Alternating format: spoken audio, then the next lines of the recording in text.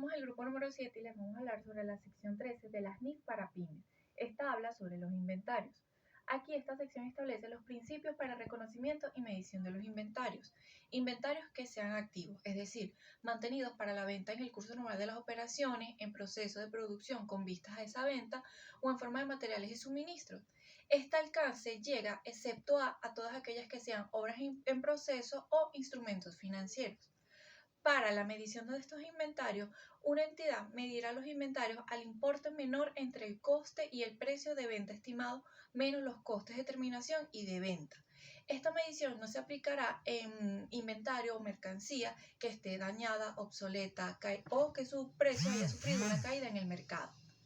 Los costos para los inventarios. Una entidad incluirá en el costo de los inventarios todos los costos de compra, transformación y otros costos incurridos para darle su condición y ubicación actuales. Los costos de adquisición, por su parte, son aquellos que comprenderán el precio de compra más los aranceles, transporte y manipulación. Dentro de estos costos de adquisición no se incluirán los descuentos y rebajas.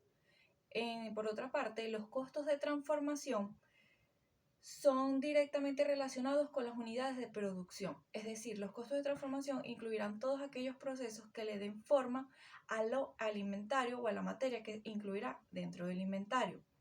Estos llevan independencia del volumen de producción, tales como la depreciación y el mantenimiento de los edificios, equipos de fábrica, entre otros. Hola, mi nombre es José Gregorio Cordero y para dar continuidad con la exposición vamos a hablar ahora con respecto a los costos relacionados con la producción conjunta.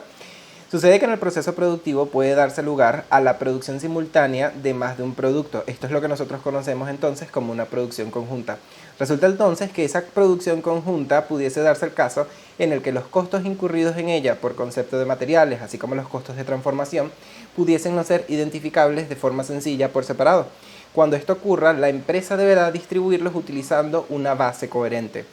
Ahora, en primer lugar, dicha base coherente pudiese ser tomando como referencia el valor de mercado relativo de cada uno de estos productos que se fabrican.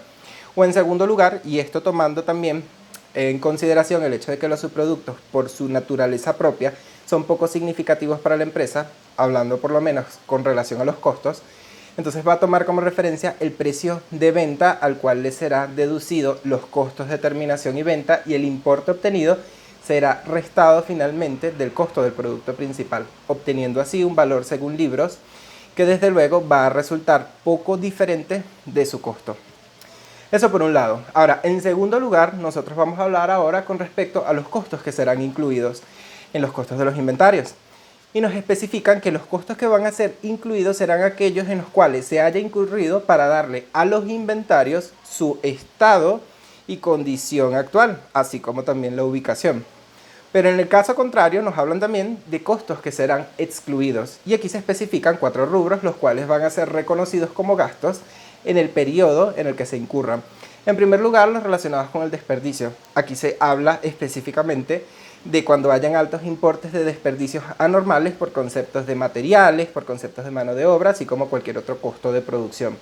En segundo lugar, los relacionados con el almacenamiento, es decir, los costos de almacenamiento, salvo que se haya incurrido en estos para el proceso productivo. En tercer lugar, los costos de administración. Aquí estamos hablando relacionados con los costos indirectos de administración que no estén relacionados con el hecho de que los inventarios estén en el lugar y en el contexto en el que se encuentran. Y en cuarto y último lugar, los costos de venta. Seguidamente se presentan los inventarios de una empresa que sea prestadora de servicios. Ahora sucede que las empresas que tengan este tipo de naturaleza deben reconocer o deben medir sus inventarios tomando en consideración el costo que suponga su producción. Y ese costo incluirá fundamentalmente la mano de obra directa, así como cualquier costo incurrido en el personal que esté directamente involucrado en la prestación del servicio. Por el caso contrario, no se deberán incluir en la medición de los inventarios de este tipo de empresas aquellos costos relacionados con el personal de administración, así como el personal relacionado con las ventas, pero sí que serán reconocidos como un gasto durante el periodo en el cual hayan sido causados. Miren, sucede que este tipo de empresas, precisamente por su naturaleza, no pueden tampoco incluir dentro de la medición de sus inventarios ningún tipo de margen de ganancias o cualquier otro tipo de costo indirecto que no sea atribuible. Esto sucede porque a menudo sí es cierto que este tipo de organización también suele atribuir estos elementos que acabo de yo mencionarlos durante los precios que ellos facturan. Bien, por el otro lado, para nosotros hablar con respecto a las técnicas de medición del costo, nos van a presentar tres elementos o tres técnicas. La primera de ellas, siendo una bastante conocida por nosotros, dado que nos hablan del método del costeo estándar, que como hemos venido viendo a lo largo de todo este tiempo, hace referencia precisamente a costos predeterminados, que en condiciones normales nos indica cuál será el costo normal que deberíamos, o que debería la empresa, mejor dicho, pagar por el concepto de los materiales directos, de la mano de obra directa y por supuesto de los costos indirectos de fabricación. En segundo lugar, nos presentan el método de los minoristas, el cual nos habla de un método para medir el inventario relacionado con los bienes que éste posea, que al final de un periodo nos va a arrojar un saldo final. ¿Ven? Y que en tercer método nos habla con respecto al precio de la compra más reciente, que como su mismo nombre lo indica, hace referencia a que vamos a medir ese inventario tomando como referencia el precio de la compra más actual que haya sido realizada. Ahora, para hablar con respecto al cálculo del costo, nosotros vamos a segregar esta parte de la exposición en dos grupos. Un primer grupo donde nos encontraremos con inventarios, en los cuales estarán constituidos por bienes o mercancías que serán fácilmente segregables, identificables o para proyectos específicos o particulares, mientras que habrá un segundo grupo que estará constituido a su vez por elementos, bienes o mercancías que serán de una misma naturaleza. Si nos estamos hablando con respecto al primer grupo, donde hablamos por proyectos específicos o que son segregables, entonces aquí el costo o la forma en la cual se va a medir ese inventario será de acuerdo con costos individuales en los cuales se incurra con respecto a cada uno de esos bienes que son segregables o por proyectos específicos.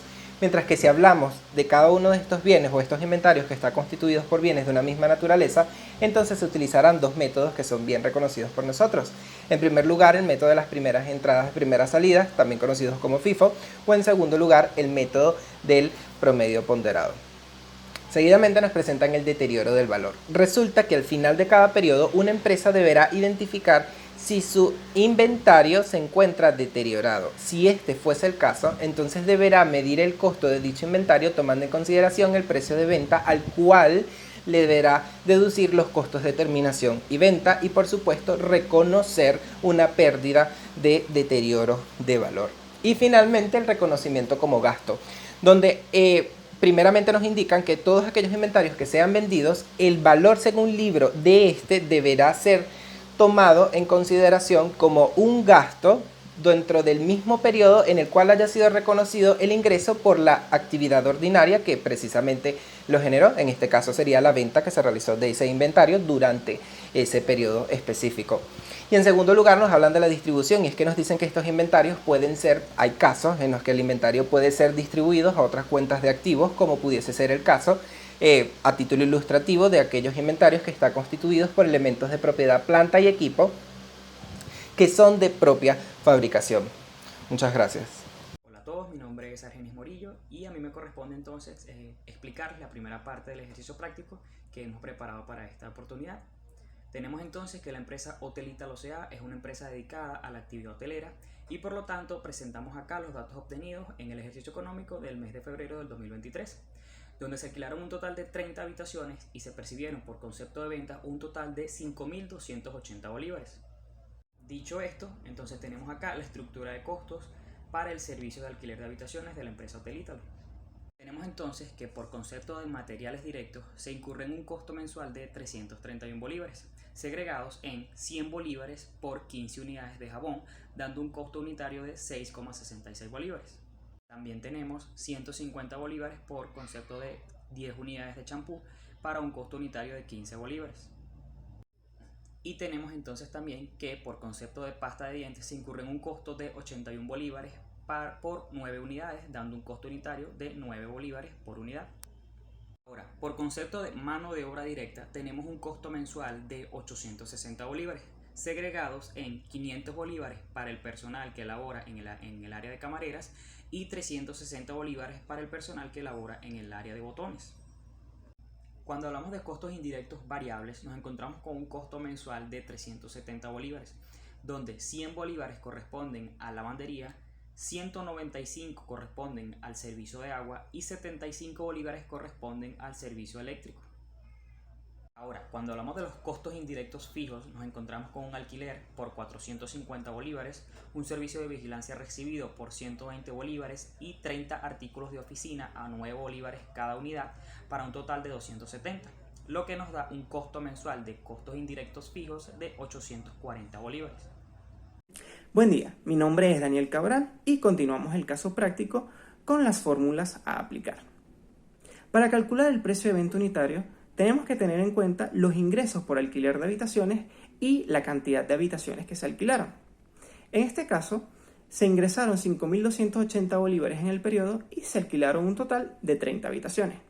Dividimos estas dos cifras y eso nos da un precio de venta unitario de 176 bolívares por habitación. También podemos calcular el costo variable unitario. Para ello tenemos que tener en cuenta los costos variables del servicio, que en este caso están compuestos por los suministros, que ascienden a 331 bolívares, y los costos variables indirectos, que ascienden a 370 bolívares. La suma de estos costos, dividido entre la cantidad de habitaciones alquiladas, que son 30, nos da un costo variable unitario de 23 bolívares con 36 céntimos por habitación. También, por supuesto, podemos calcular el costo fijo unitario, teniendo en cuenta todos los costos fijos del servicio, que en este caso están compuestos por la mano de obra directa, que asciende a 860 bolívares en el periodo, y los costos fijos indirectos, que ascienden a 840 bolívares.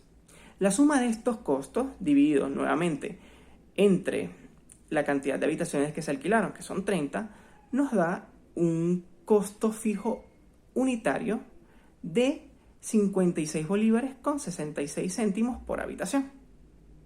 Y por último, podemos calcular el punto de equilibrio.